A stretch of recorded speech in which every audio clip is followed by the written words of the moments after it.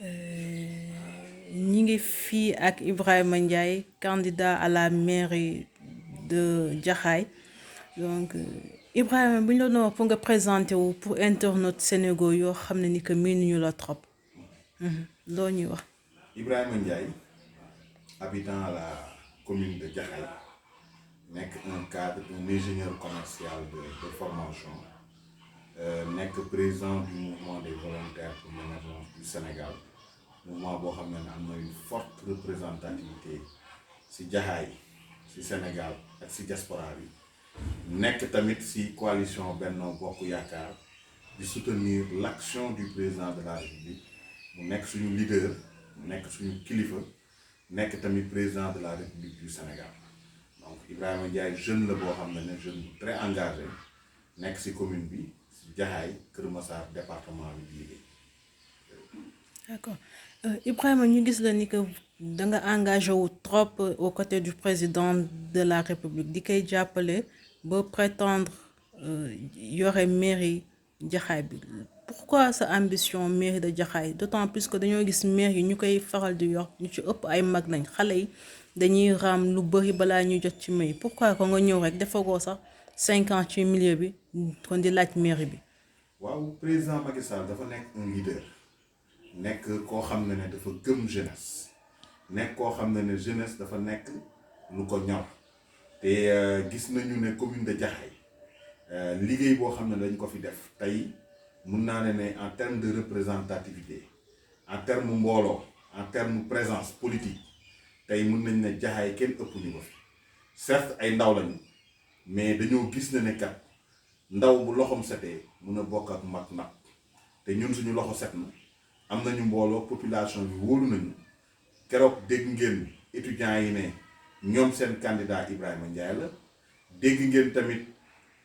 COJER ne seen candidat Ibrahima Ndiaye la femmes yi Parcelles Assainies yëpp ne seen candidat Ibrahima Ndiaye la donc dañ koy jël porter ko avec fierté doon candidat Benno Bokk Yaakaar. Donc c'est normal tey en tant que jeune ñu présenté wu comme candidat Benno Bokk Yaakaar pour les élections locales de janvier 2022. D'accord. Ibrahima ñu gis ni que yow yaa nekkoon le choix plébiscité par toute la population de Jaxaay aux dernières nouvelles ñu gis ni que dañ la retirer de la liste tegaat fa une autre personne mën nga ñu expliquer nu mbir mi demee. waaw di si sant yàlla bu baax parce que dama koy wax léegi dama ne tey bu ñu amee la chance à Jaxaay am un jeune boo xam ne dafa engagé am un jeune boo xam ne président Macky Sall fu mu taxaw da koy défendre am un jeune boo xam ne population bi yëpp dafa am confiance bu mag bu ñu teg si moom donc information yi remonté ba ñu xam ne ñun ñooy candidat Benno Bokk Yaakaar Jaxaay yàlla nag def li gën jël Maodo Meng sama grand frère sama père Maodo Meng jiital ko donc ñun dañ koy nangu parce que xamoon nañu ne ñun ñooy candidat bi nga xam ne ñun la ñu tànn mais à la dernière minute ñu jël dugal Maodo Meng nekk tamit un doyen mais comme ñun on est réglé à la montre du président ay républicain lañu te président Macky Sall rek la ñu gëm te choix bu mu fi teg wax nañ ko te yàgg nañ ko wax dès le début choix bu fi président Macky Sall teg mu neex ñu mu naqari ñu dañ siy ànd parce que réussite président Macky Sall mooy suñu réussite tey wóoroon nañu ne tey bu ñu ne woon candidat président Macky Sall dañ ko doon assurer la victoire à 100%. jël nañu keneen teg ko fi ñun tamit kooku dañ koy assurer la victoire à 100%, assurer le président Macky Sall la victoire à 100%. loolu nag nangu la boo xam dañ koy nangu parce que politique tamit du local rek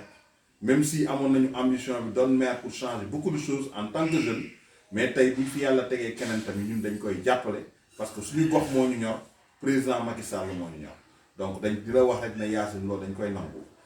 ne président Macky Sall jiital na keneen dañ koy ànd ak moom pour une victoire Ibrahima Ndiaye nekkul koo xam ne dañuy naan day créer liste parallèle nekkuma si logique boobu ñi ma wax ne ma noo créer jeunes yi meroon nañ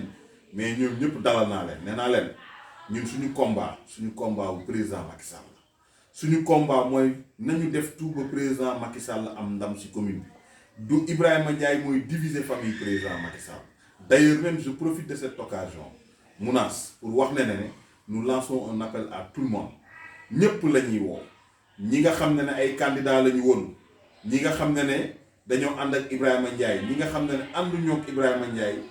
ñëpp la ñuy woo ñu topp liste Benno Bokk Yaakaar parce qu'on n'a pas droit à l'erreur. Le président Macky Sall dafa war a gagner avec une victoire éclatante te loolu lu tax mu ko war a def bu ñu gisee waa Jaxaay nu ñu ànd ak président bu ñu gisee président réalisation yi mu def Jaxaay récemment la jël këru Jaxaay yëpp may leen ko ñi waroon fay ay 4 millions ku su nekk mu may leen ko waa famille Jaxaay yëpp ànd ak président loolu waruñu toog suñu ambition personnelle wala suñu divergence politique mu tax ñuy yàqal président Jaxaay te loolu la ñu war a def au niveau national ku ñu jël ak ku ñu jëlul ñëpp a war a ànd parce que ñun ñoo bokk benn leader ñoo bokk gis-gis ñoo bokk ne dañoo war a jël réew mi doxal ko te président Macky Sall la nga koy doxal donc dañu war a nekk ci logique boobu donc question boobu loolu laa si mën a tontu di la wax ne suma mouvement ak ñi ànd ak man ñëpp ñu ngi si coalition Benno Bokk Yaakaar xalaatuñu prévoir ñu génn si ku ñu woo tamit di ñu wax si génn ñu duñ la dégg parce que dañoo am benn vision boo xam ne si lañ jàgg dox te duñ ko génn nit da ngay am principe da ngay am vision te loolu lañ nekk. D'accord ñu gis ni que depuis que liste investiture yi génn frustration yi bëri na trop ci dëkk yu bëri ci localité yu bëri Jaxaay en particulier ak yeneen localité kon ci pays bi est-ce que frustration yooyu mënul indi ni que mu am dispersion des voix pour le président mu doon quelque chose boo xam ne da koy handicapé. mais foofu la ñuy xamee leader parce que tey ñi ànd ak man ñëpp ñi nga xam ne Ibrahima Ndiaye lañ choisir doon comme candidat tey man maa jël ma propre initiative ne leen kat nañu ànd ak ku président jiite loolu marque de grandeur le leader da ngay am cette poigne là def tout ba président warul am division te man loolu laay dox Jaxaay fii de xaw ma feneen Jaxaay même département de Kër Massar ñi nga xam ne dañoo mer ñëpp man dinaa soo sama dàll dem seeti leen parce que il faut que toute la famille politique du président Macky Sall ñu doon benn division bi ñun ñoo siy perte division bi président Macky Sall la siy perte division bi Benno Bokk Yaakaar moo siy perte donc ñun amuñu droit diviser wu neexul kenn ñu jël loo xam ne nga liggéey Sénégal commune bi yëpp tànn la ñu teg la fa génnee la fa jëlaat feneen teg ko fa neexul kenn mais nañu jiital le président Macky Sall nañu jiital la coalition Benno Bokk Yaakaar man loolu lay dox di lancer un appel ñi nga xam ne comme Diène Ndiaye comme ñeneen ak ñeneen ñoo xam ne ay candidat la ñoon nañ ñëw ànd ak le candidat du président Macky Sall ku fi def liste parallèle ñu duñ ko ànduñu benn yoon ay benn responsable politique ren responsable Benno Bokk Yaakaar di génn def liste parallèle ku xool sama cas au niveau national ñëpp war nañu ànd ak le président Macky Sall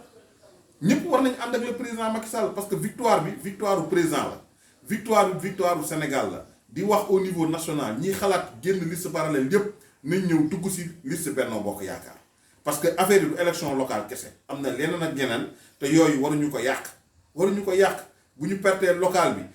opposition bi dañ leen di may doole te ñëpp xam nañ ne opposition bi sont minoritaires au Sénégal lenn rek ñu mën a perdre loo mooy ñu diviser wu donc nous lance un appel à tous les leaders au niveau national ñu doon benn bu ñu diviser woo dañuy may opposition benn portion boo xam ne dinañ commencé génne seen làmmiñ bi toog ci presse bi naan ñoo gagné fii ñoo gagné fële alors que gagné wuñu fenn suñu division moo tax ñu gagné loolu nag duñ ko may opposition bi fii à Jaxaay moom duñ ko may benn opposition duñ ko may kenn victoire Benno Bokk Yaakaar rek lañ fi mën a gis victoire Macky Sall rek dañ fi mën a gis mun ñu fi gis victoire keneen loolu moom na seen xel daal Jaxaay fii moom benn la ñu doon. d'accord nga xalaat ni que li leen daloon 2014 du risque répété wu da ngeen dem en rang dispersé moo tax ngeen ñàkk local 2014 yi est-ce que li xewoon 2014 mënu présenter waat le même scénario en 2022. yaakaaruñu ko parce que suñu leader le président Macky Sall c'est un homme de consensus. man gëm naa ne président ñiy wax ñëpp dañuy def liste parallèle dina def tout ba ñu ñëwaat dans les rangs parce que division moom perte rek lañ ci gis parce que opposition bi ñoom ñu ngi xool lu ñuy boolee benn ñun ñu majoritaire ëpp fi doole ëpp fi mbooloo am une victoire boo xam ne dañ ko war a assurer di diviser wu mooy ça veut dire kañ la opposition bi gagné te loolu moom duñ ko nangu yaakaar naa ne le président Macky Sall au niveau national dina jéem a fédérer tout le monde dina jéem a def tout ba liste Benno Bokk Yaakaar rek la ñuy taxawal dina def tout ba ñi mer mu waxtaan ak ñoom ñëw rangé wu parce que je le répète affaire yi du local kese te ku xool Ibrahima Ndiaye nu mu fonctionner au niveau local ñëpp xam nañ ne Ibrahima Ndiaye pouvait faire autre chose opposition bi ñu ngi doon tàccu ne Ibrahima Ndiaye day jënd Ibrahima Ndiaye toog ànd ak le candidat Benno Bokk Yaakaar muy sama doyen sama grand Maodo Malick Meng donc nañu xam ne foofu la ñu war a image boobu la ñu war a répéter au niveau national. gis nga politique victoire moo am solo victoire finale mooy local nañ ko gagné tey bu ñu jiitalee Maodo Meng jiital keneen te gagné wuñu amul sens c'est le président qui va perdre moo tax bu ñu booloo ñun ñëpp suñu doole dañuy opposition bi tolluñu fenn te dañ koy gagné bu set wicc. d'accord dañoo dégg chaque fois say propos da ngay wax ni que dañ la ko génne dañ la génne dafa mel ne dafa dañoo def ay combine comme ba génne la mën nga ñu expliquer nan nañ la dugalee ci liste yi à la dernière minute ñu roccuwaat la ci. waaw xam nga loolu moom bëgguma dugg si détail boobu parce que tey dañoo toll si phase boo xam ne phase u defar la te président Macky Sall xam na man li may wax rek mooy le président Macky Sall xam na ñi nga xam ne ñoo nekk si kaw xam nañ nu mu demee yépp loolu du ma si dugg parce que day mel ni ne dañuy yàqal suñu frère Maodo Meng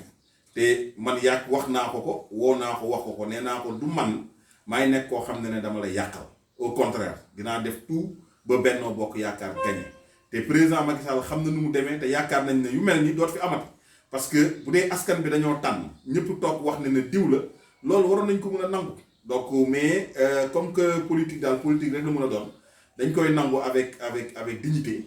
di wax ne li ñu ñor on est réglé à la montre du président Macky Sall Ibrahima Ndiaye du local rek moo ko ñor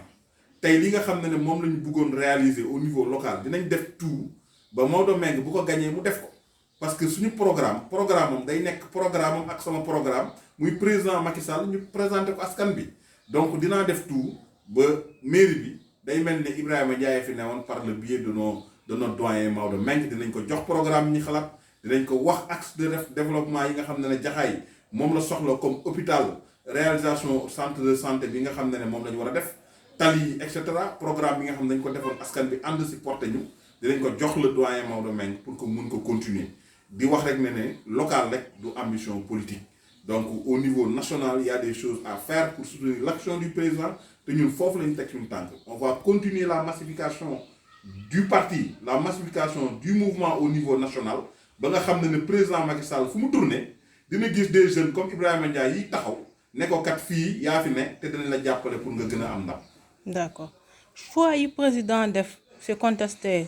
par certains choix yu mu def au niveau national partagé nga est-ce que président yaa ngi partagé ñuy wax ni que président il a commis des erreurs sur certains choix notamment sur le choix de Dakar jiital Diouf Sarr au détriment de Amadou Ba. waaw man dama jàpp ne le président de la République notre candidat national le président Macky Sall mooy la personne la mieux informée fii Sénégal tey bu amee ay information politique yu ko wóor na ne Diouf Sarr c'est le meilleur choix ñun dañuy jàpp ne c'est le meilleur choix te loolu il faut que responsable yépp xam benn affaire président Macky Sall ku ko jàppale day dem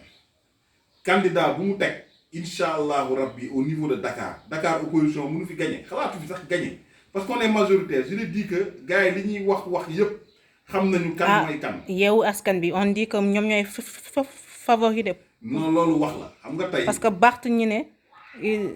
mooy le bon candidat et mooy le favori pour remporter la ville de Dakar. gis nga nee naa la ñay kenn du ko ñaanal rëy dañ koy ñaanal gudd fan te candidat président Macky Sall ku mu fi teg Dakar bu ko waa APR jàppale waa Benno Bokk Yaakaar jàppale ko ñëpp jàppale ko day gagné te on est majoritaire à Dakar moom laa la wax nee naa la à plusieurs reprises le président Macky Sall a montré que moo fi mën donc wax ji yëpp ñun xam nañ ne Diouf Sarr mi président Macky Sall tànn mooy gagné Dakar donc loolu amuñu ci xel ñaar dutewuñ ci te incha allahu rabbi bu ñu yeggee 23 janvier di nga xam ne gaynde bi mooy le président Macky Sall. boo waxee ni que Diouf Sarr day gagné dafa mel ne da ngeen am les résultats à l'avance dafa mel ne que da ngeen defar seen résultat à l'avance. non loolu dañ ko xam nga nu ñu ko xamee dañoo liggéey sur le terrain xam nga nu ñu ko xamee président Macky Sall réalisation yi mu def au niveau national dañ ko xam parce que xam nañu ne amul kenn koo xam ne mun na gagner le président la liste Benno Bokk Yaakaar au niveau national loolu dañ ko xam gars yi wax ju muy bëri yëpp nee nañu koo gisee ñay da ngay xam ne gaynde gay ngi nii te instant bi Dakar Sénégal président Macky Sall foo laal secteur boo dugg président Macky Sall def na ko loo xam ne amul kenn ku ko fi def donc moo tax xel day dal sénégalais yëpp ñu lenn rek moo ñu mën a sonn wax naa ko waxati ko mooy division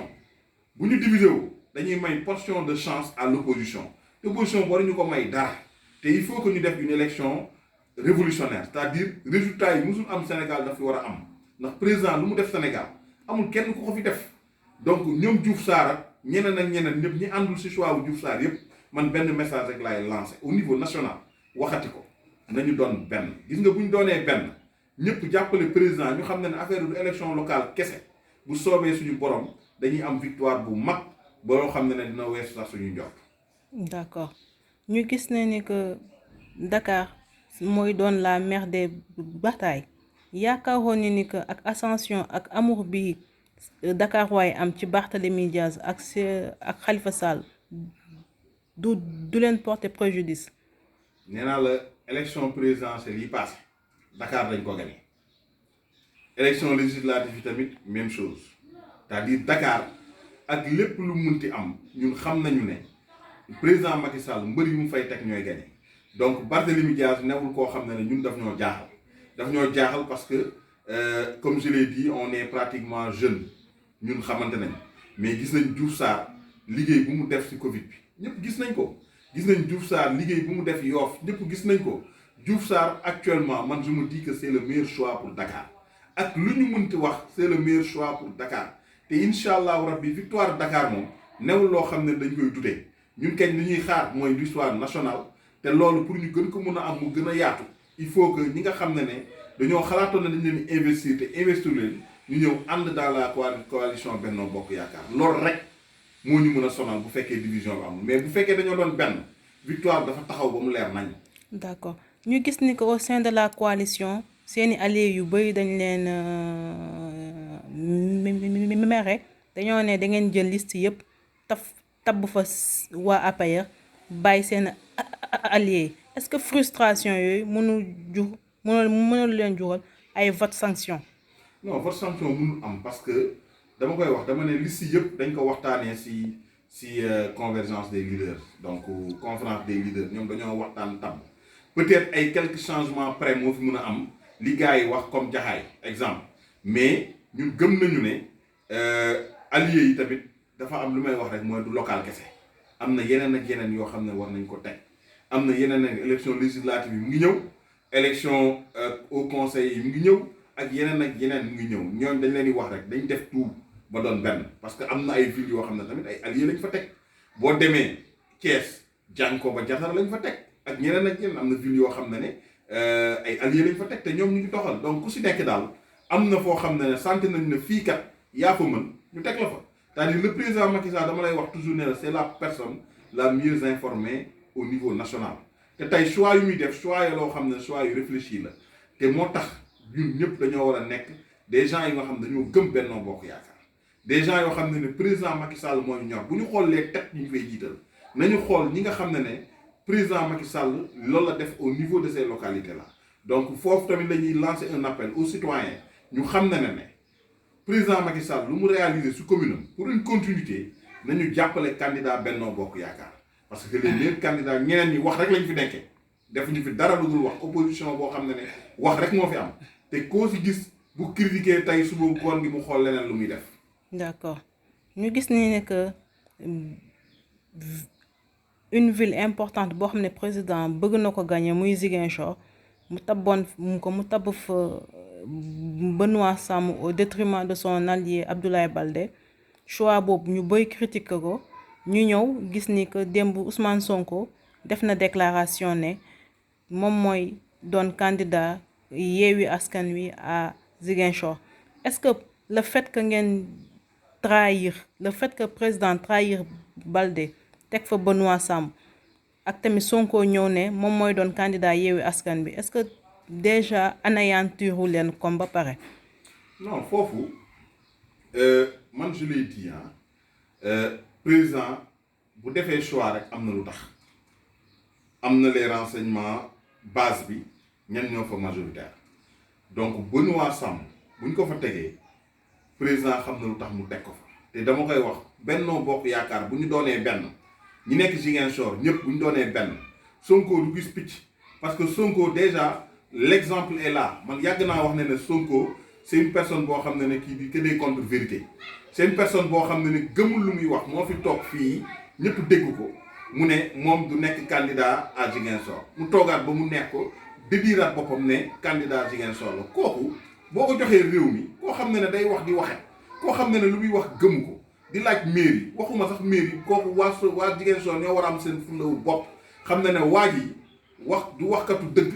lu muy wax da koy teggi te gëmul lu muy wax donc ñu xool candidat Benno Bokk Yaakaar jàppale ko koo xam ne déjà lu muy wax au niveau local day dédire boppam kooku nan la mën a yor réew mi donc man damay wax rek di wax sénégalais yi nañu yeewu si loolu gis nañ fi événement mars yi nu mu doxalee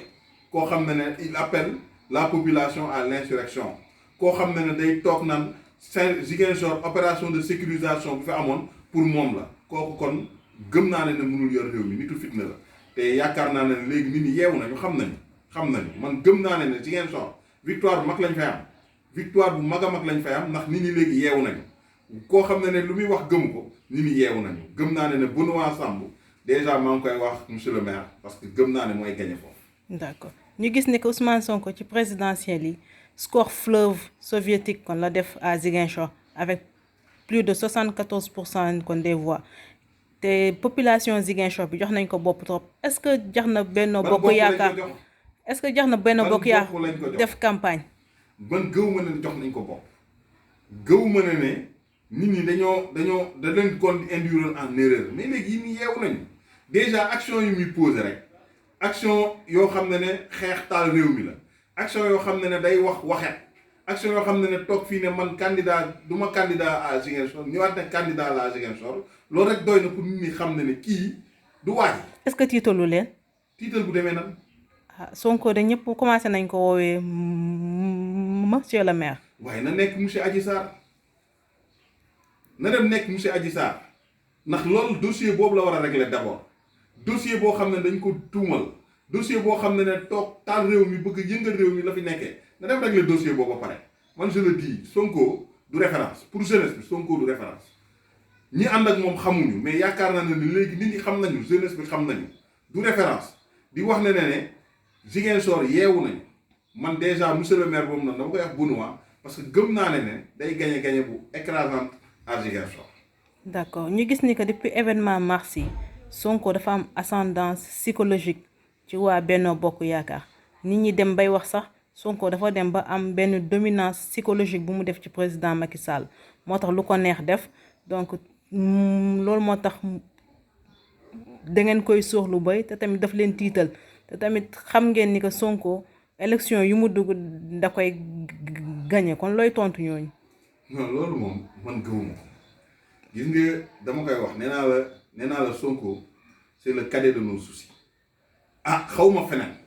waaye fii à Jaxaay Sonko du fi am dara fii à Jaxaay dinañu def tout ba ñu ànd ak moom du ñu gis vidéo donc du ñu gis dara loolu moom leer nañu nañ te loolu li may wax rek mooy Sonko mënul tiital le président Macky Sall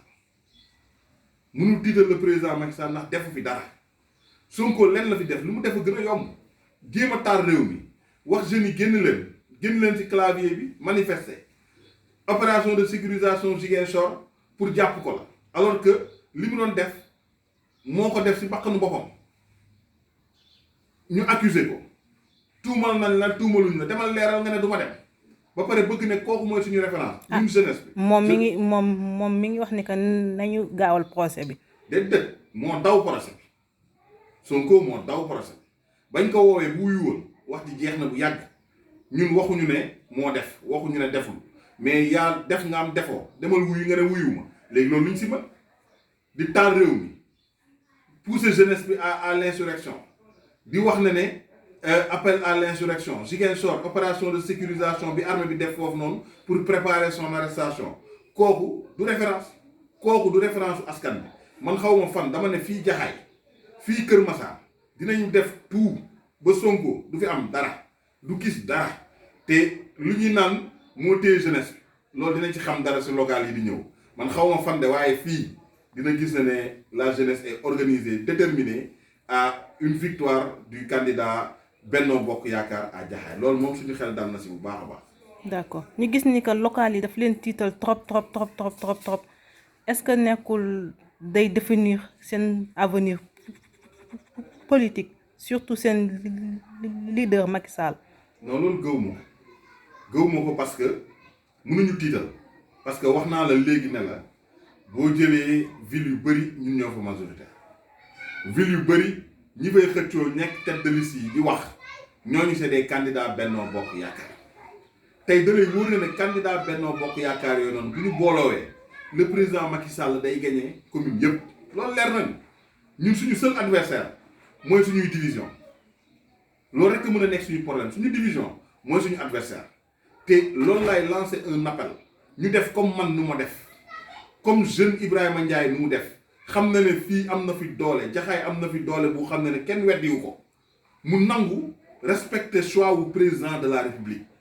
jàppale candidat wu président de la république Benno Bokk Yaakaar parce que fii waruñu ko perte waruñu may opposition mu am benn victoire bu ndaw à jaxaay au niveau national donc loolu lay lancer un appel à tous les responsables di leen wax ne seen jeune frère seen doom seen frère le jeune Ibrahima Ndiaye moo leen di lancer cet appel là ñëpp nañu rangé wu ci candidat Benno Bokk Yaakaar mu neex leen d'accord ci choix bi d'accord ci choix bi nañu dem rangé wu parce que président Macky Sall waru perte président Macky Sall waru perte fenn dañu war a def tout ba opposition ñu réduire ko à sa plus petite expression politiquement c'est-à-dire sur le terrain la massification mobiliser les jeunes penser à des actions politiques pour que opposition bi duñu feeñ fenn donc loolu laa gëm liggéey sur le terrain te gëm naa ne président Macky Sall dina gagné fépp ndax dina waxtaan ak ñëpp pour ñu doon benn. d'accord looy tontu ñii di wax ni ko local yi mooy définir ndax président dina am sañ-sañu def 3e mandat ou pas. non local ak présidentiel dafa sori local ak présidentiel dafa sori ndax local on choisit le leader local présidentiel on choisit le leader national. ah boo leen ko perdre seen gouvernance dina metti de. nu muy méttee te gëw ma sax ne dañ koy perte nee naa la local yi présidentiel bi on choisit le leader national te am na législatif am na haut conseil am na leneen ak leneen loo xam ne booy bokk ci gouvernance réew mi tey local yi au niveau national nee naa la dama la koy répéter dama ne la ñun suñu seul adversaire mooy notre division mooy notre seul adversaire bu ñu boolowee doon benn président Macky Sall fépp day dóor gars yi ba ñu dinañ gis pënd bi loolu moom leer nañu nañ. d'accord gëm nga ni président 3e mandat mi ngi ci xelam. yeggaguñ ci. danga ci bañ a wax. non du bañ a wax dama ne yeggaguñ ci gis nga tey bu ñu paree ci local yi dem ci législative yi au conseil yi ba pare bu boobaa présidentiel yi bu ñëwee ñu wax ci te boobaa Ibrahima Ndiaye da ciy wax. mais yow d'accord nga président def 3e mandat. jotagul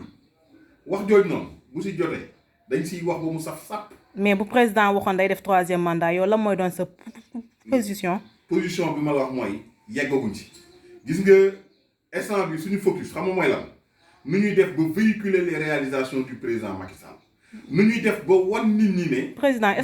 est-ce que am na fi ay réalisation benn réalisation yeggagul de réalisation jaxaay lan la am réalisation jaxaay tey ku ñëw fii xam tali principal bi nu mu meloon ay jamono ak léegi nu mu mel am na changement boo gisee Kër Massar pont bii ñuy defar fii entrée bi bu paree day permettre Kër Massar gën a fluide Kër Massar gën a mobile boo gisee réalisation yi ñu def au niveau national dans les universités PMU PUDC et cetera yooyu yëpp uni gis nañu récemment pôle urbain de Diamniadio yi mu fa def gis nañu tamit au niveau de l'éducation les autres universités yi nga xam ne dañ ko développé. grève yi ngi takk naa se ba tey mais grève yi mënul ñàkk toujours étudiants yi c'est des éternels revendicateurs mais loolu dañ koy nangu mais dama bëgg rek ñu xam benn affaire jamono bi fu ñu toll mooy wan sa askan bi wan sénégalais yi fësal li président liggéey. frustration yi sénégalais yi am ci président dund gu cher gi courant bu cher bi ndox lu cher est-ce que du leen porter préjudice. mais ban sénégalais moo am frustration ci président le président Macky Sall c'est le meilleur président au Sénégal le président Macky Sall lu mu defal sénégalais yi ñu bëri amuñu ko te daf ñoo jig nag président Macky Sall daf ñoo jig ndax su régime lañ fi gis pétrole gis fi gaz gis fi leneen ak leneen bu exploitation yi commencé mais nag dañuy wax dara nag gis nga nag munaas nañu nangu benn affaire lu ñuy nangu mooy le président Macky Sall sur tous les plans dafa raw gars yi dafa raw gars yi ci côté infrastructure dafa raw gars yi ci côté santé dafa raw gars yi ci côté éducation dafa raw gars yi même ci côté comportement sénégalais yi da leen dimbali ci loolu noonu tey jox naa la exemple bu ndaw infrastructure Kër Massar yi côté pont bi loolu lu muy permettre Kër Massar économie Kër Massar nu muy doxee rek loolu rek c'est beaucoup de choses ak leneen yoo xam ne ni président Macky Sall def na ko wax naa la léegi à Jaxaay kër yi waa Jaxaay dañoo waroon fay 4 millions kër gu su nekk dafa waroon fay 4 millions président Macky Sall par le biais de la sénatrice Khady Diop ñaan ko mu may ko donc loolu dañ si war a sant yàlla tey Jaxaay nee naa la xaw ma feneen fii président Macky Sall moo fi majoritaire au niveau national président Macky Sall moo fi majoritaire ndax Sénégal dañ ko renouveler encore leur confiance élection yi mu gagné à hauteur de 58%. élection yoo xam ne ñëpp newoon nañ ne day ñàkk. ah 58% yi c'est sujet à polémique de. nan la nekkee polémique Sénégal dépassé nañu léegi fu ñuy sàccee élection loolu mënatul nekk Sénégal dépassé nañu fu ñuy sàccee élection loolu mënatul nekk léegi nañu wax léegi li ci kanam mooy nañu véhiculer l'action du président Macky Sall nañu def tout ba au niveau national nit ñi xam ne le président Macky Sall c'est le meilleur président au Sénégal man si loolu lay dox